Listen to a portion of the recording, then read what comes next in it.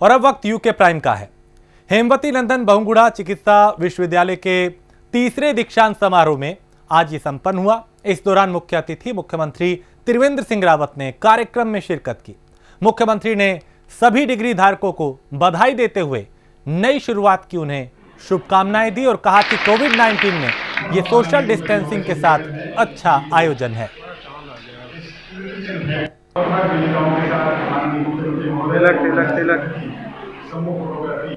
922 doctors को जिन्होंने MD, MS, MBBS से लेकर और नर्सिंग की डिग्रियां आज हासिल की हैं, उनको एक नए जीवन की शुरुआत के लिए मैं बहुत बधाई देता हूं। विश्वविद्यालय के कुलपति और उनकी पूरी टीम को बहुत बधाई और शुभकामनाएं देता हूं कि वो लगातार ये तीसरा दीक्षांत समारोह इस विश्वविद्यालय का उन्होंने संपन्न कराया है। कोविड काल के बावजूद बहुत अच्छे तरीके से और जो सोशल डिस्टेंसिंग है उसके पालन के करते हुए उन्होंने व्यवस्थित तरीके से इस आयोजन को संपन्न किया है। प्रदेश कांग्रेस के पूर्व अध्यक्ष किशोर उपाध्याय इन दिनों प्रदेश के अलग अलग स्थानों पर पहुंच गए आम लोगों और व्यापारियों से जुड़ी समस्याओं के समाधान के लिए सरकार से मांग कर रहे हैं। आज किशोर उपाध्याय ने हरिद्वार पहुंचकर पत्रकार वार्ता करते हुए सरकार से कई मांगे की हैं और कांग्रेसी कार्यकर्ताओं के साथ पत्रकार वार्ता करने पहुंचे किशोर उपाध्याय ने कहा कि कोविड महामारी के चलते लोगों की आर्थिक स्थिति बेहाल हो गई है, लिहाजा सरकार को व्यापारियों को सहायता देनी चाहिए।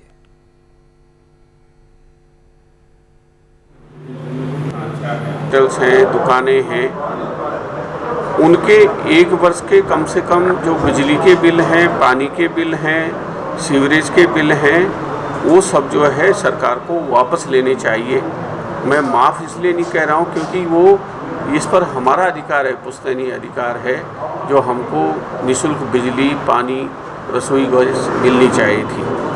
उसके साथ में जो कॉमर्शियल टैक्स नगर निगम द्वारा लगाया जा रहा है यहाँ पर होटलों पर और व्यावसायिक प्रतिष्ठानों पर, वो माफ़ होना चाहिए।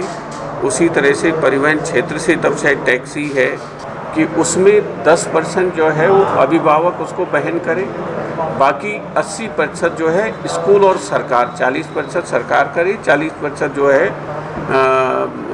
स्कूल वहन करे, तो अभिभावकों पर जो है उस तरह का भार नहीं आना चाहिए। हरिद्वार में आज होटल एसोसिएशन के पदाधिकारी और फायर ब्रिगेड के अधिकारियों के साथ एक बैठक की गई। इस बैठक में होटल के खोलने पर चर्चा की गई और कहा गया कि हरिद्वार में कोरोना के कारण होटल व्यवसाय बंद पड़ा है।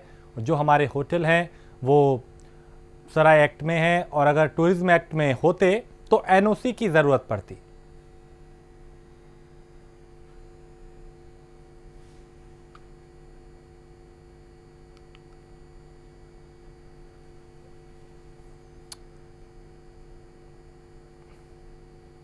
उत्तराखंड के राज्य मंत्री धन सिंह रावत के हिमनगरी मुनस्यारी पहुंचने पर बीजेपी कार्यकर्ताओं ने उनका स्वागत किया और धन सिंह रावत ने स्वर्गीय डॉक्टर रघुनंदन सिंह टोलिया राजकीय महाविद्यालय मुनस्यारी में बालिका छात्रावास का शिलान्यास किया और महाविद्यालय के लिए 15 करोड़ के बजट की मंजूरी दी।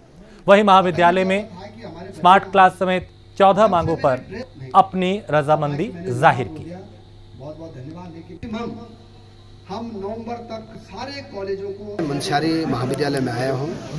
यहाँ हमने कुछ कामों का लोकार्पण किया है, कुछ का शिलान्यास भी किया है। लगभग 15 करोड़ रुपए हमने इस कॉलेज को दिए हैं और ई लाइब्रेरी से लेके, ई ग्रंथालय से लेके, स्मार्ट क्लास से लेके, पुस्तकालय से लेके, इंटरनेट से लेके, कुर्सी मेज से लेके सारी सुविधाएं इस कॉलेज को दी जाएंगी। 100% हमने यहाँ टीचर दे दिए हैं, प्राचार्य हमने दे दिए हैं और उच्च शिक्षा की गुणवत्ता के लिए हमारी राज्य सरकार प्रतिबद्ध है। मैं अपने मुख्यमंत्री जी का आभार व्यक्त करना चाहता हूं कि इसी महीने वो प्रत्येक कॉलेजों को इंटरनेट सुविधा से जोड़ने के लिए उसकी लॉन्चिंग करने वाले हैं और मुनस्यारी कॉलेज की जो भी दिक्कतें और होंगी वो आज मैंने कहा कि हम वो सब पूरी करेंगे। कुमाऊं की सबसे बड़ी हल्द्वानी मंडी में मल्टी स्टोरी पार्किंग बनाने की योजना जल्द परवान चढ़ने वाली है, जिसे लेके मंडी समिति अब प्रवेश शुल्क भी लेने जा रही है। मंडी समिति ने इसका प्रस्ताव उत्तराखंड मंडी परिषद को भेज दिया है। अगर इस योजना को जल्द मंजूरी मिल जाती है तो मल्टी स्टोरी पार्किंग बनने से शहर की ट्रैफिक व्यवस्था पर काफी असर पड़ेगा। इस प्रोजेक्ट के जरिए मंडी समिति अपना राजस्व भी बढ़ा सकती है और पार्किंग में करीब 500 कारें खड़ी हो पाएंगी।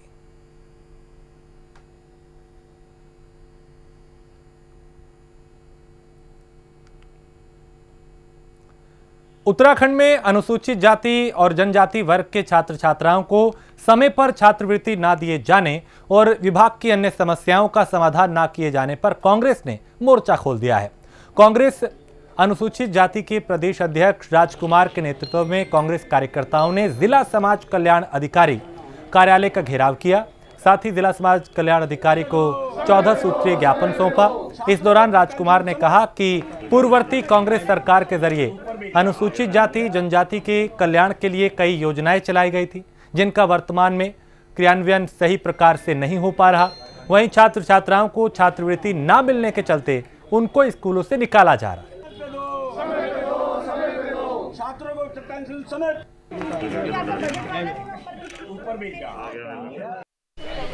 वृद्धा, विकलांग, विधवा लोगों को समय पे पेंसिल का ना दिया जाना, जो लोग सिर्फ इस पेंसिल पे आधारित हैं, समय पर नहीं पहुंच पा रही है। छात्रवृत्ति समय पर नहीं पहुंच पा रही है। छात्रवृत्ति जो समय पर पहुंचती थी उनके आवेदन पत्र समय पर नहीं लिए जा रहे हैं।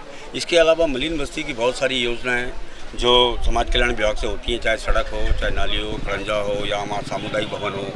इसके अलावा बहुत सारी योजनाएं जो यहाँ से चलाई जाती हैं, समय समय पर लोगों को लोन दिया जाता है। उन अनुसूचित जाति क्षेत्रों में, बहुल्य क्षेत्रों में उनको लोन दिया जाता है, उनको बढ़ावा दिया जाता है लोन देकर रोजगार के प्रति, वो भी इन्होंने टोटल बंद कर रखा है। इसके बाद जो छात्रवृत्ति का पैसा है इन्होंने 420 करके 420 करके उन लोगों को, उन कॉलेजों को पैसा दे दिया है जहाँ पर छात्री ही नहीं अनुसूचित जाति के हैं।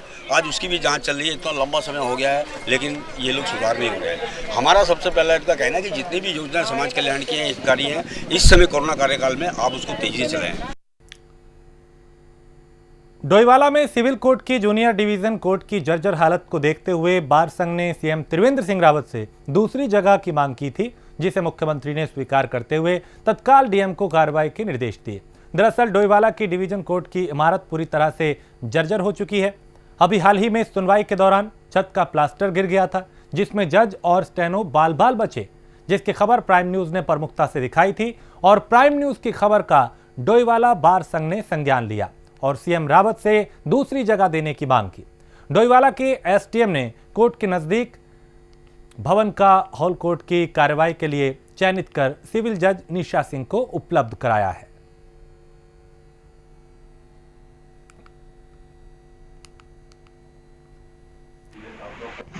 बरसात के बाद जब मॉइस्चर आता है तो उसके तुरंत बाद जो है ये गिर गया।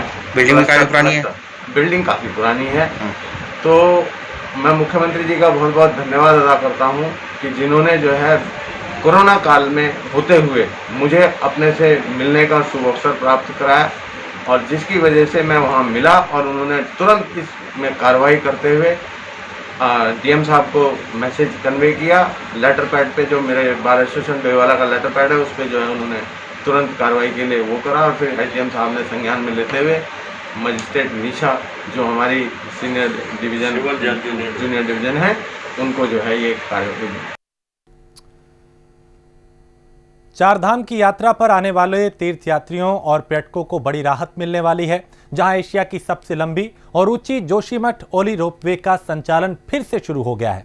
अनलॉक 5 में चारधाम यात्रा को मिली छूट और बढ़ती यात्रियों की तादाद को देखते हुए प्रदेश सरकार ने रोपवे के संचालन का फैसला लिया। कोरोना संकट के चलते जोशीमठ ओली रोपवे पिछले कई महीनों से बंद पड़ी थी।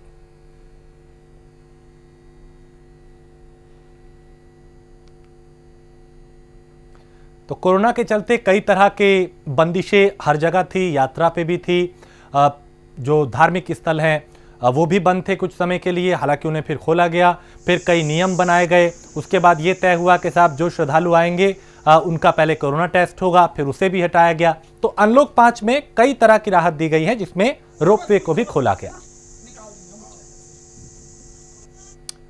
अंबानी परिवार ने उत्तराखंड चारधाम देवस्थानम प्रबंधन बोर्ड को 5 करोड़ का दान दिया है। कोरोना महामारी के चलते देवस्थानम बोर्ड को हुए आर्थिक नुकसान को देखते हुए अंबानी परिवार ने 5 करोड़ का दान दिया। दरअसल मुकेश अंबानी के बेटे अनंत अंबानी बद्रीनाथ केदारनाथ मंदिर समिति के सदस्य रह चुके हैं और देवस्थानम बोर्ड के मुख्य कार्यकारी अधिकारी रविनाथ रमन और अपर मुख्य कार्यकारी अधिकारी बीडी सिंह ने दानीदाताओं का आभार जताया।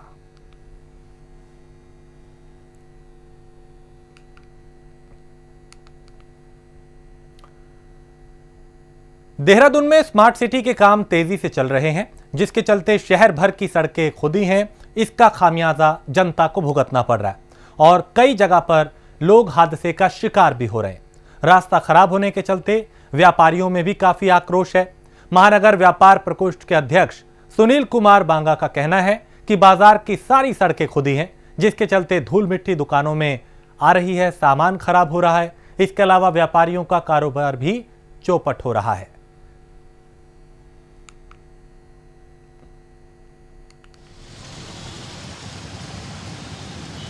स्मार्ट सिटी के काम से हम सब दुकानदार इतने ज़्यादा परेशान हो गए हैं कि सारी सड़कें इन्होंने बाज़ारों की खोद दी है। इतनी ज़्यादा खोदने के लिए ये हमसे पहले बात करी थी कि हम थोड़ा थोड़ा टुकड़ा खोदेंगे, उसको बनाने के बाद तब आगे बढ़ेंगे। इन्होंने पूरा शहर खोद दिया है, जिससे कि हर व्यापारी परेशान है।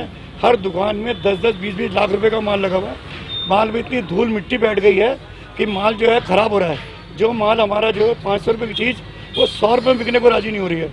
इसलिए हम स्मार्ट सिटी वालों से कहना चाहते हैं कि वो इस काम को दिन में ना करके रात में करें और इस काम को जल्दी जल्दी निपटाएं, जिससे हम दुकानदारों को कुछ राहत मिल सके।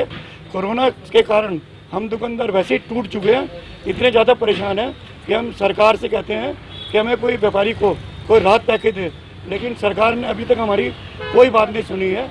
हम सरकार को बार बार निवेदन कर रहे हैं कि स्मार्ट सिटी का काम जल्दी निपटाएं। उत्तराखंड में आज भी तमाम गांव ऐसे हैं जो सड़क से और दूसरी बुनियादी सुविधाओं से वंचित हैं। शासन प्रशासन की लाख कोशिशों के बाद भी सड़क विहीन गांव चिन्हित तो कर लिए गए, लेकिन वन अधिनियम का रोड़ा गांव की सड़क बनने में समस्या पैदा कर रहा है। हालांकि सीएम त्रिवेंद्र सिंह रावत के प्रयासों का असर ही है कि वन अधिनियम के चलते लंबे समय से अटकी सड़क के लिए मंजूरी मिलने लगी है। मुख्यमंत्री डोईवाला विधानसभा को आदर्श विधानसभा बनाने के लिए लगातार विकास कार्यों को गति देकर जमीन पर उतारने का काम कर रहे हैं। वहीं सीएम के निर्देश पर शासन प्रशासन की टीम भी लगातार ऐसे क्षेत्रों का दौरा कर रही है जो आज भी सड़क जैसी बुनियादी सुविधाओं से वंचित है।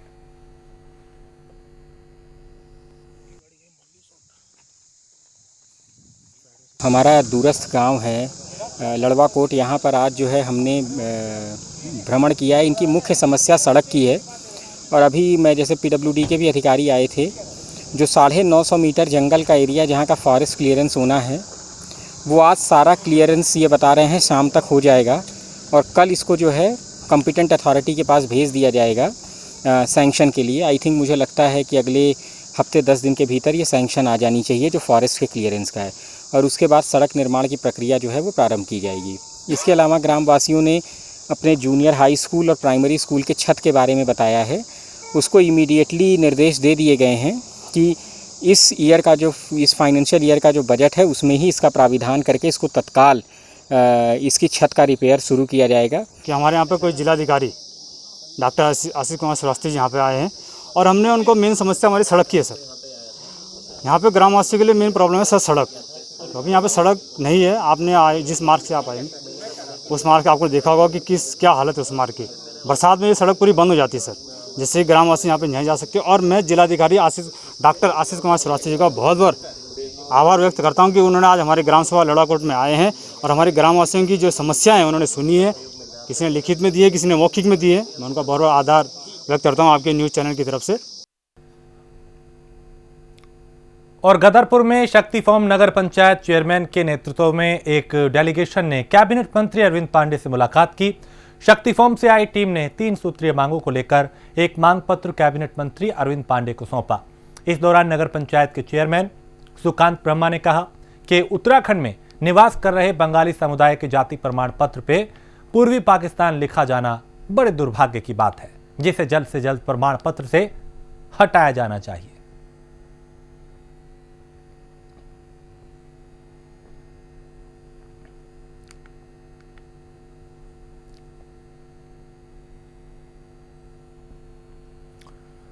हरिद्वार में कोरोना का प्रकोप जारी है। कोरोना के चलते आज ज्वालापुर के पहादोई में एक राशन डीलर की मौत हो गई, जिसको लेकर जिले के सभी राशन डीलरों ने जिला पूर्ति अधिकारी को ज्ञापन देकर मृतक राशन डीलर के लिए 10 लाख के मुआवजे की मांग की।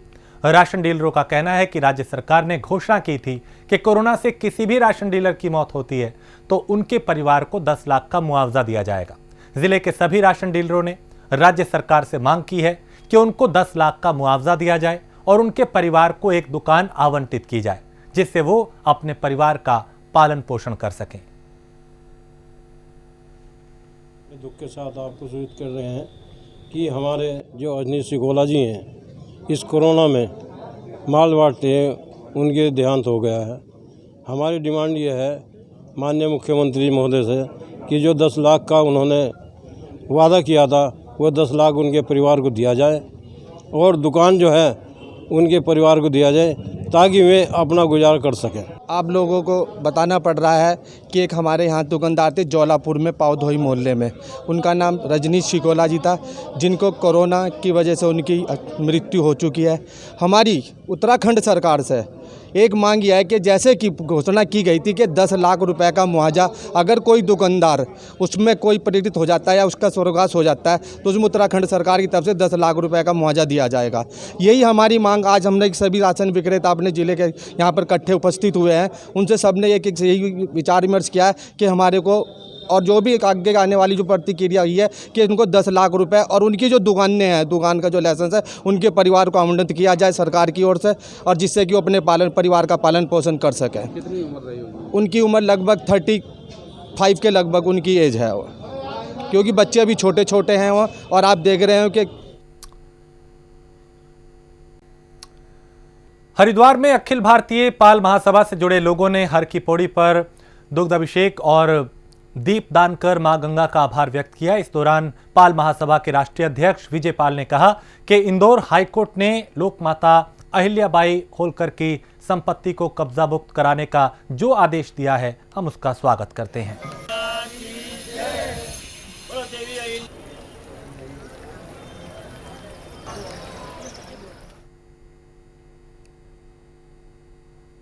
और उत्तराखंड फॉरेस्ट गार्ड भर्ती मामला एक बार फिर गर्माता हुआ दिखाई दे रहा है। गौरतलब है कि हाईकोर्ट के निर्देश के बाद राज्य सरकार ने 7 महीने पहले फॉरेस्ट गार्ड भर्ती परीक्षा करवाई थी, लेकिन परीक्षा के दिन ही पेपर लीक होने के कारण ये परीक्षा विवादों में आ गई थी। बेरोजगारों द्वारा किए गए आंदोलन के बाद सरकार ने इस पर SIT जांच बैठाई थी, लेकिन 7 महीने गुजर जाने के बाद भी जांच रिपोर्ट का अब तक कोई पता नहीं। ऐसे में छात्र संगठन NSUI ने आगामी 13 अक्टूबर को सचिवालय घेरने का मन बना लिया है। संगठन ने कहा है कि एक बड़े आंदोलन के तहत इसकी सरकार को घेरा जाएगा।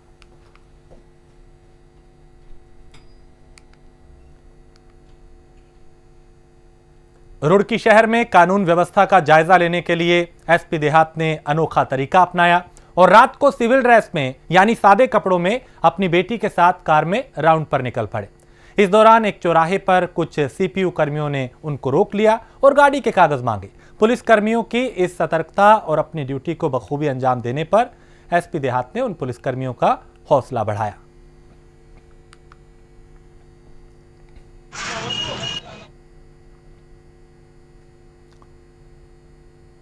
मसूरी कैंपटी रोड पर ITBP की बस अनियंत्रित हो गई। यह हादसा JW मैरिटन होटल के पास हुआ, जहां भारतीय तिब्बत सीमा पुलिस बल की बस अनियंत्रित हो गई और खाई में गिरने से बाल बाल बची। बस में 40 जवान सवार थे।